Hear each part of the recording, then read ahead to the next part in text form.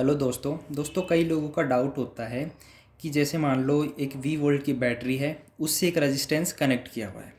Resistance के points को हम ए और बी नाम देते हैं और जो बैटरी है उसके पॉइंट्स को हम सी और डी नाम देते हैं। तो लोगों का डाउट होता है कि जो ए पॉइंट है और सी पॉइंट है, इन दोनों का पोटेंशियल बिल्कुल सेम है, यानी कि V A is equal to है वी सी।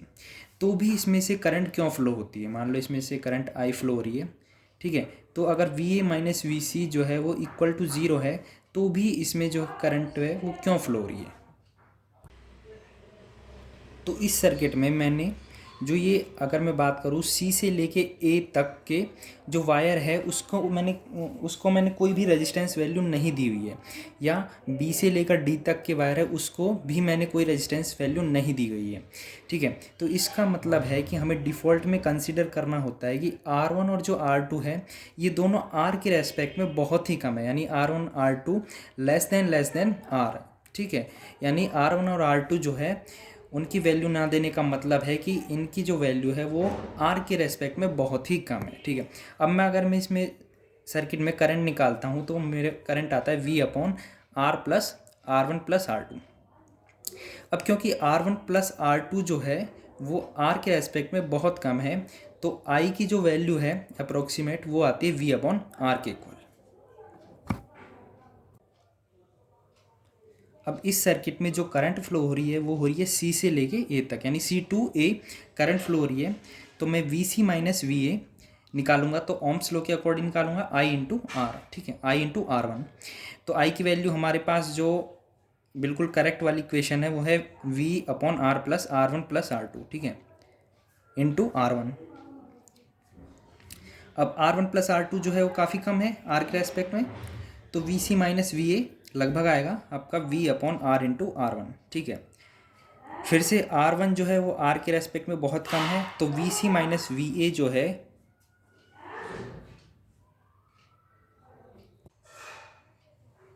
तो V C minus V A है वो बनेगा approximate v upon R into R one.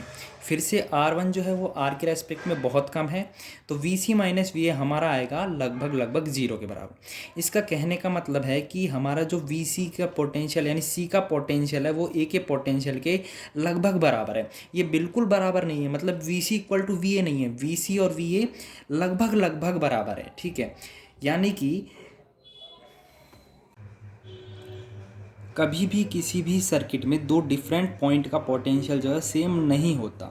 अगर इस सर्किट में मैं दो पॉइंट और लेता हूँ, जैसे ई और एफ पॉइंट मैंने लिए हुए हैं, तो ई और एफ के पॉइंट है उनका पोटेंशियल भी एग्जैक्टली सेम नहीं होगा। इनमें भी जो है बहुत ही कम अंतर होगा, यानी वी ई जो है वो लगभग है वी एफ के बराबर होगा, बिल्कुल एग्जैक्टली सेम कभी नहीं होगा, ठीक है। किसी भी सर्किट में अगर मैं कोई और सर्किट भी लेता हूँ, ठीक है, जैसे मैं एक सर्किट लेता हूँ, ये वी वोल्ट की बैटरी है और दो रेजिस्टेंस जो है पैरेलल में कनेक्ट है, R1 R2। ये पॉइंट A है, ये पॉइंट B है, ठीक है। तो डाउट होता है कि अगर VA और VB जो है बिल्कुल सेम है तो भी करंट क्यों फ्लो हो रही है, इसमें से करंट क्यों फ्लो हो रही है इस रेजिस्टेंस में, ठीक है। तो फिर से वही बात कि VA और पॉइंट B पॉइंट का पोटेंशियल बिल्कुल सेम नहीं होगा, ठीक है। VA लगभग VB के बराबर होगा और जो भी डिफरेंस होगा VA माइनस VB, ठीक है, अपॉन जो भी इस पॉइंट AB का जो रेजिस्टेंस है, मान लो इसका रेजिस्टेंस R ले लिया जाए, तो VA माइनस VB जो है वो करंट I2 के इक्वल आई, ठीक है। तो V A minus V B जो है वो अप्रॉक्सीमेट ज़ीरो के इक्वल है, और जो ये आर है ये आर वन और आर टू के रेस्पेक्ट में काफ़ी कम है, तो इसकी वैल्यू भी हम अप्रॉक्सीमेट ज़ीरो ले लेते हैं। तो हमारा आई टू बनता है approximate zero value upon approximate zero value. ये 0/0 फॉर्म है जो कि अनडिफाइंड है, इसको हम जो है ज़ीरो ले लेते हैं जो कि गलत है। इसकी आई टू की वैल्यू जब हम ओम्स लॉ के अकॉर्डिंग जो है कैलकुलेशन करते हैं तो हमें उतनी मिलती है, जब हम इस आर को बिल्कुल ही नेगलेक्ट करके अगर निकाले करंट तो हमें जो आई टू है उसकी वैल्यू हमें उतनी ही मिलेगी, ठीक है। दोस्तों उम्मीद करता हूँ आपको ये फंडामेंटल कंसेप्ट समझ आ गया होगा। यदि आपको ये समझ नहीं आया तो वापस से एक बार वीडियो को देखकर एनालाइज करने की कोशिश करें। यदि आप हमारे चैनल पर नए हैं तो चैनल को सब्सक्राइब ज़रूर कर लें और बेल आइकन को प्रेस कर दें।